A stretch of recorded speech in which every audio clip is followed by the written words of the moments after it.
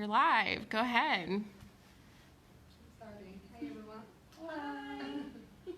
I'm PJ. I'm Rosaline. And I'm Jacqueline. And we're just here to kind of answer some questions that you guys might have about applying to MSU today. So if you guys have any questions, you can feel free to leave it in the discussions or messenger, whatever you prefer, and we'll just answer that for you guys. But before we go further, we have to talk about our home countries. Did you want to start with where you're from? Oh yeah. Hi everybody. I'm a senior here at MSU, majoring in psychology, and I'm from Nepal. Good. I'm Rosaline again. I'm from the Gambia, emphasis on the. And I'm double majoring in biomedical sciences and my lab science. I'm a sophomore. And I'm Jacqueline Asplund. I'm from Sweden and I'm a junior here.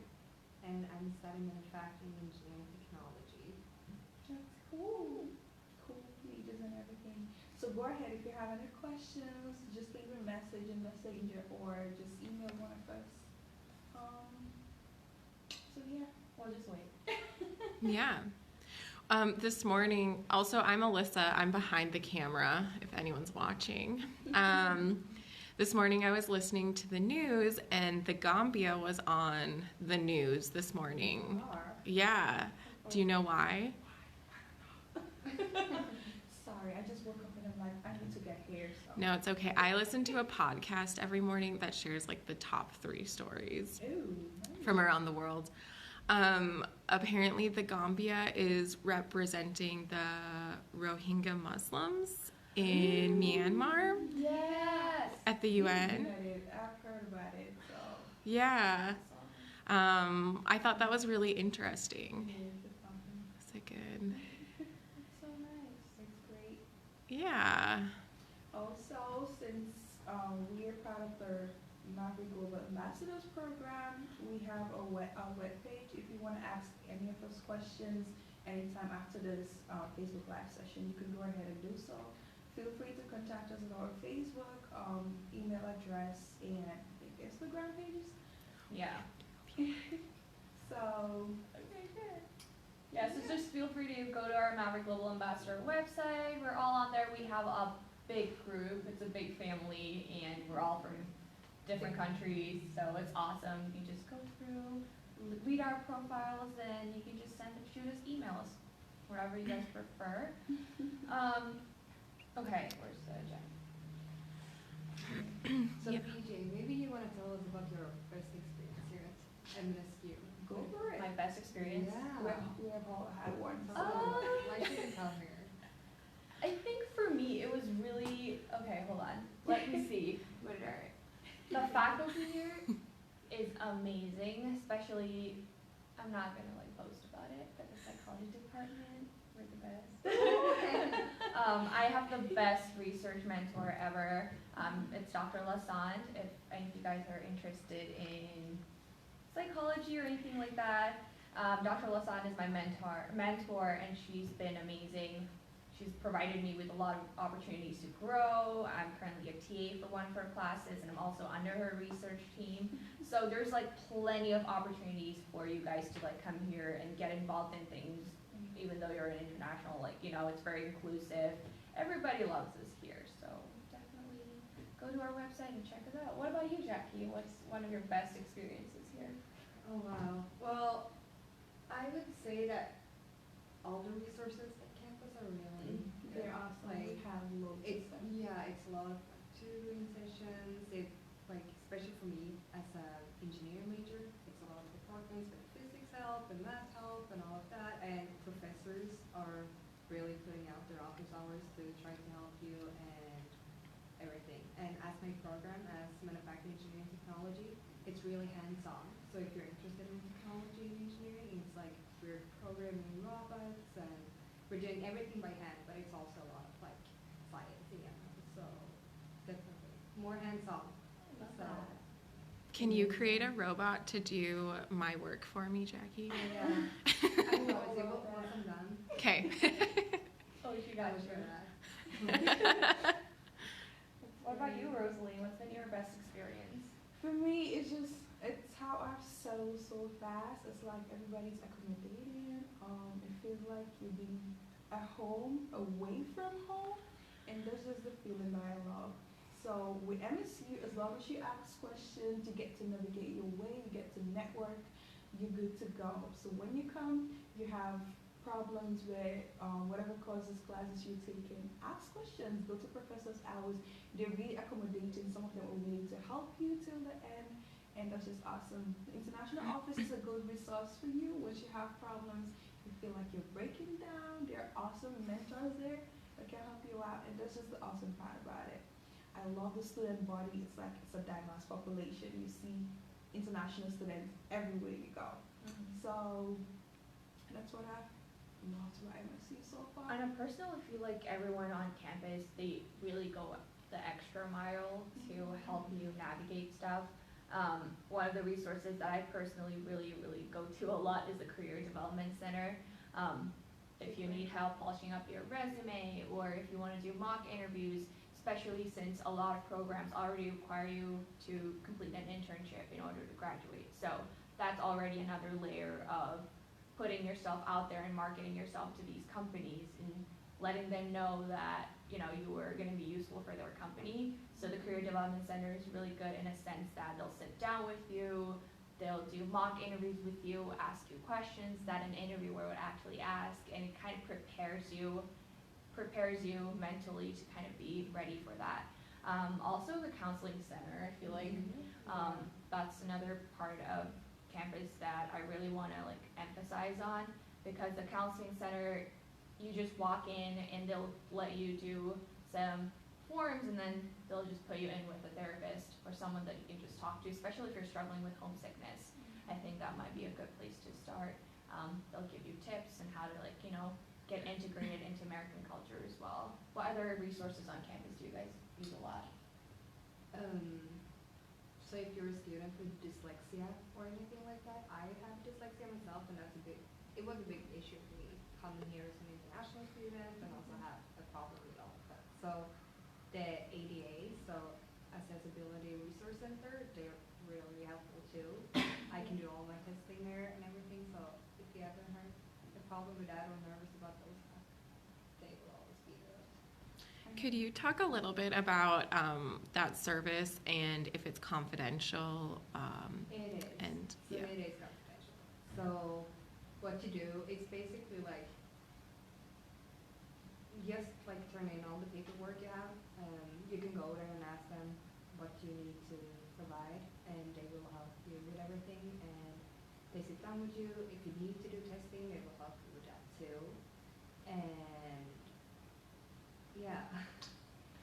Also, if you have, like, God forbid it happens, but if you get into an accident and you like break your hand and you can't give exams, you can go to the Accessibility Center and they'll give you like, provided that you provide them with all the required documents, they'll give you a pass and then communicate with your professors as well, so they'll figure out a way to do testing.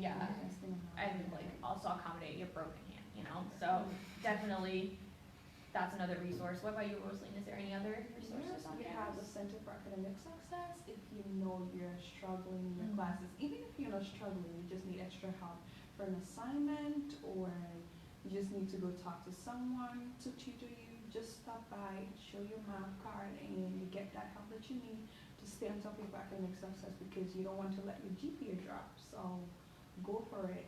Also, another resource, a Campus Hub. Your number one stop for all your questions that you have.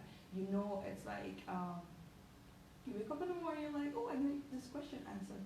Just come in. The office hours are like from 8 to 4. So just stop by. Or if you're lost, it's your first week here and you're It's your first week. Just go there for any questions that you have. Guaranteed they'll answer your questions for that. We also have the Auto Recreation Center. Oh yes. For all those fitness lovers, it's a really big gym. It keeps you with your physical activity, and you don't get to miss out on much if you know you're an exercise freak, which I'm not, but yeah. And you get to go in for free with your student ID card, so it's not like a membership that you have to pay for. I know that during summer though, you do have to be registered in a 1-credit class, but other than that, during fall and spring, when you're going to be here mostly, it's going to be a completely free thing that you can go to. Just carry your math card. I feel like if you carry your student ID card around with you a lot, you get to a lot of things for free. Do any of you have your ID card? I do, actually. So again, this is Alyssa behind the scenes over here. Every student gets a math card, which is your student ID when you come. This is what it's gonna look like. This is from when I was a baby. So this is 2016 PJ. She didn't know what she was doing. Yeah. I was 18. But this is what your math card is gonna look like, and this is what you're gonna use to utilize the bus. The buses. Let's talk about the buses too.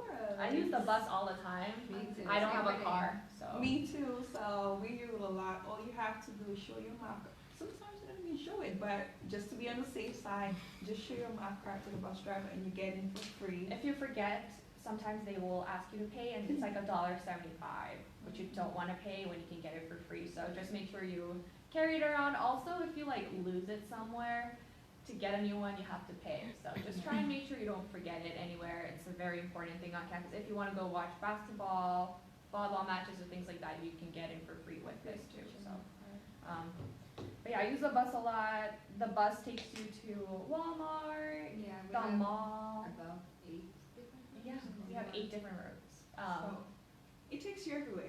You don't really need a car like that. Yeah, and they run from Monday through Saturday, and they run on Sundays sometimes too, depending on the weather and like other circumstances. But most of the time, it's free.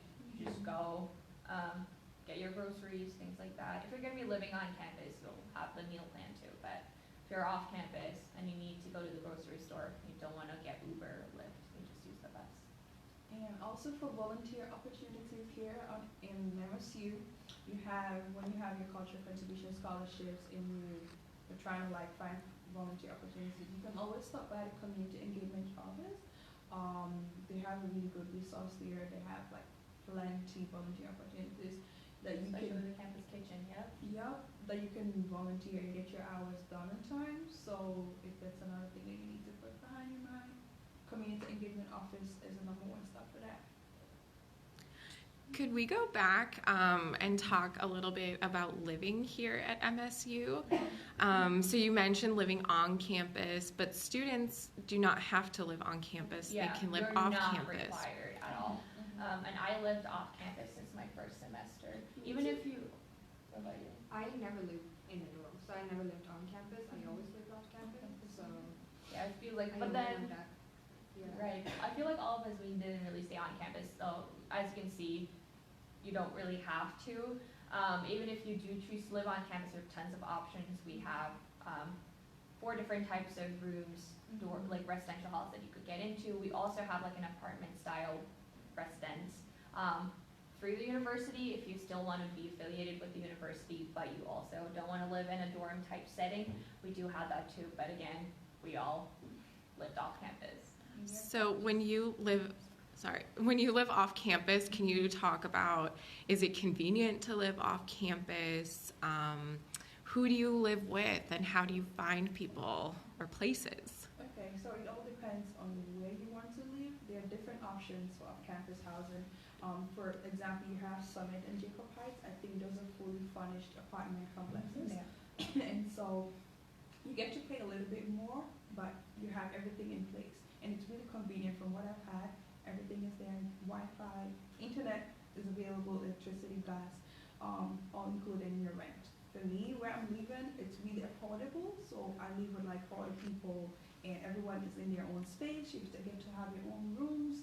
At the end of the day, you just have to pay your rent and your bills, and that's it. It can be really convenient. You have your privacy. You get to have your own choice of food. I love cooking, so I just get my groceries, and that's just how it goes. So it all depends on what you prefer. If you want to leave off campus, just try to look at the best option that is available for you, which are pretty much affordable because we live in a college setting, so apartment complexes are not going to skyrocket on all those bills and things like that. So, What about you, Jackie? So, yeah, pretty much we said everything, but yeah, so where I live, we have like a lot of stuff in the middle. It's more of the expensive side, I would say. So we have the pool area, we have hot tub, we have gym, we have sun and like study room and everything like that. So it's more pricey, but also what I like about it is like we talked about the buses. So the bus goes outside where I live every 15 minutes to school. So it's really convenient. It's also like all the students' apartments are like off campus are still like in the school area, I would say. So like you can also live off campus, that I would say like more downtown, rent a house with a bunch of people and stuff like that. And then it's harder to get to school. You cannot leave your car. And it's mostly cheaper than the close to campus.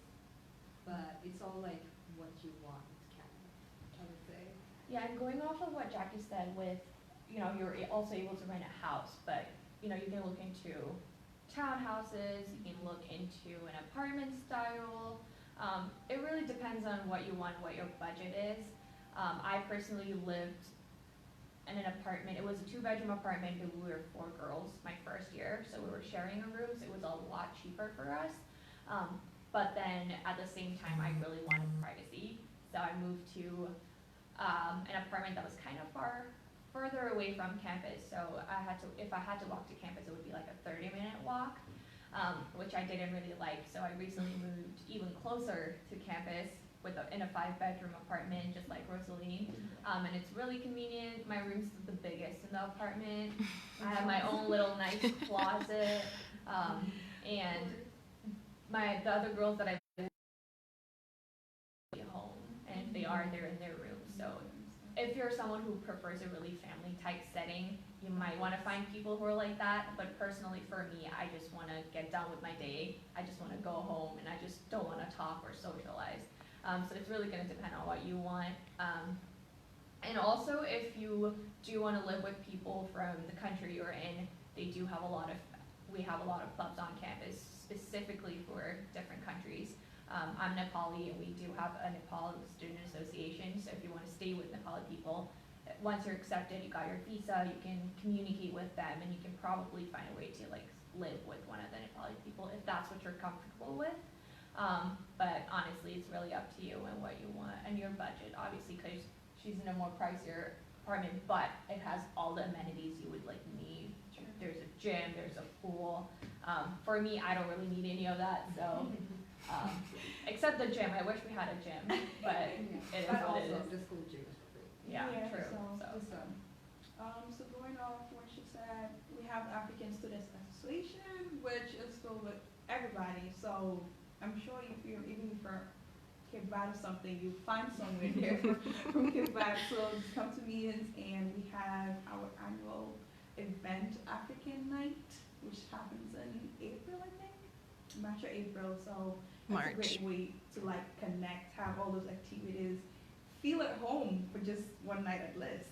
It's awesome. Experience all that culture and stuff like that. So It's amazing. You definitely want to come see that at MSU. I think that's the kind of a beautiful part of doing study abroad, because I'll just sit and I'll think, oh my gosh, if I had not made that decision to submit my application, I wouldn't be here right now in this space, and I wouldn't have met Alyssa, like all these wonderful people like Alyssa, Jackie, Rosaline, anyone else who are from such different countries. My life would have been so different if I didn't come here, and I definitely do not regret my decision at all, just because I've made so many friends from so many countries that, it just feels like fate. It was destiny. It's meant to be here. Yeah, and it's my last year, so it's a really bittersweet feeling because I'm almost done, so that means, I'll have to like move, but definitely recommend study abroad experience, even if it's just for a semester, like even if you're just doing an exchange program, I highly recommend. We have like African night, like even with African night, we have like Ethiopian night. Exactly. We Yeah. have Asian night. It's like a lot. It's like Asian night, even with Asian night, we have Sri Lankan night, we have Nepali night, we have like we also have our international festival every year. We do. Yeah. And it's like 90 plus countries, so It's a lot. It's a lot, and everybody's in their I love the little- flag parade. You get to see your flag. You're like, oh. Oh my gosh, yeah, it does, isn't it? It's like a cute little family. It is. Oh my gosh, yeah. So yeah, that's it. So we have a question. Yes. It was a few minutes ago. Sorry, I was a little slow on the uptake. This question is from JM, and they would like to know, they want to apply for next year. So what do they need to do, and when are the deadlines? All right, so first things first, you're obviously going to need your application fee. The application is all online. If you just go to our website, which is mnsu.edu, you'll see a tab that says apply. You'll click apply. It's going to open a form. Just fill it out. Once you complete that, there is a $20 application fee. Actually, now every international student gets a free application if you use the promo code INTLMAV, so International MAV. Oh my God. So, yeah, you are the first to know on this info session. This So, is a sign that you yeah. need to be at MSU. You need to be attending here. So yeah, see, you don't even have to pay the application fee if you use the code INTLMAV. So make sure you guys are using that promo. But once that's done, what's the next step, Jackie? Then you need to fill out the international financial form. So we need to make sure that you have the money to come here. So And everything. And should we go over all of that maybe? yeah, for sure. Go right ahead. Jump right in. So you need to state that you have around $24,000 to be able to attend here, and that can be anything from a bank statement or a loan approval or scholarship or financial guarantee, everything like that. And yeah. Right. Should we go more there? Yeah. Also with So- that, do you want to talk about the English proficiency part of it? Would you like me to jump in for a minute? Yeah, just go ahead. Sure. So, Alyssa is the one who does more hands-on yeah. that behind the scenes, so. Yeah, so I deal with this a lot. I am not the person who admits you, but I do tell everyone what they need. So they've done a great job. You first go in, finish your application online. Soon we will have step-by-step directions online to help you with that. And then after that, you do need to submit the documentation they're talking about. So I guess I could come over here and you could see me. Yes. Yeah, so, hi. What you would need then is your financial affidavit, like they were saying. So we do need to see that you can prove that you can afford to come here. And then, as much as we want to just take your word for it, we do need to see bank documents that show those funds. So appropriate ways of showing that would be bank statements or financial statements. If you have a scholarship from someone or somewhere that will cover your education, we would need a letter, an official letter showing that. Or if you're taking out a loan from your home country, that's also acceptable. We would just need to see that loan paperwork. So those are the acceptable forms that you would have. Beyond that, English proficiency. So I think, as you can tell, everyone speaks amazing English here. So if you're from a place that speaks English as your first language, most likely you will not need to provide English proficiency. For everyone else, TOEFL and IELTS are probably the most common. Is that what you all use? Yep, I did TOEFL. Yeah, I took the IBT. SAT Or SAT. stuff? Mm-hmm. That works So- too. That works too. So I did English language school in the States before applying it, so. Yeah. That's also an option if you go to community college. And also there's different score requirements for each of the English proficiency tests that you might choose to take. So, and it's all on our website too, so you can definitely go into that. Other than that, there's also our intensive English program that they can join, right? Yeah, so if your scores are not quite high enough for admission into our degree-seeking programs, you can come and do English language study for a semester. And once you complete that advanced level in that program, you actually become a degree-seeking student without having to reapply. So it's a pathway program in that way. Yeah. So after after going through that checklist, are we good to everything? Yeah, I think the only other things would be like your passport. We need to see your passport, and then of course transcripts from either your high school. If you're coming from another university, we would like to see those as well. In 2 weeks, actually, if you're a transfer student, we will have an info session more specific to transfer students, and we'll get more into the nitty-gritties about that. So Alyssa, do the transcripts have to be official?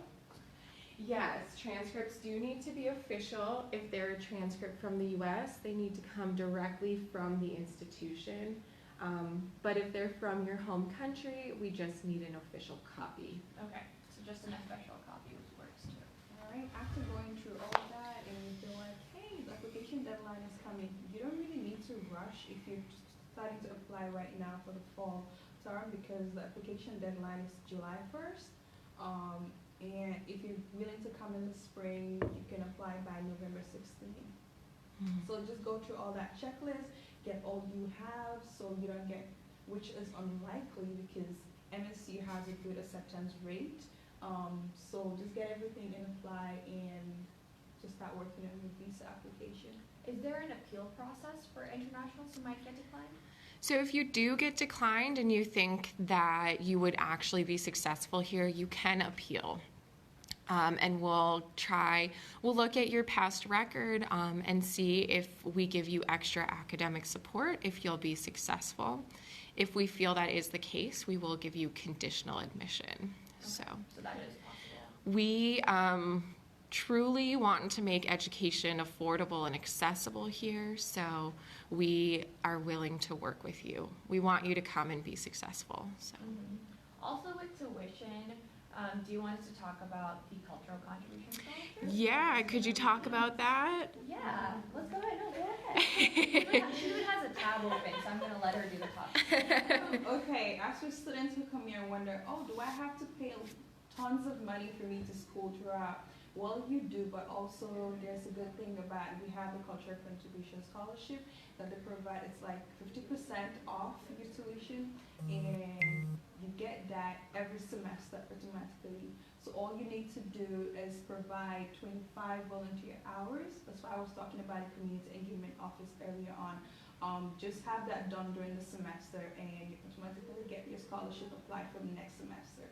You also do have to maintain your GPA to a specific level, because if you go below, that could potentially disqualify you from your scholarship, even though you have done 25 volunteer hours.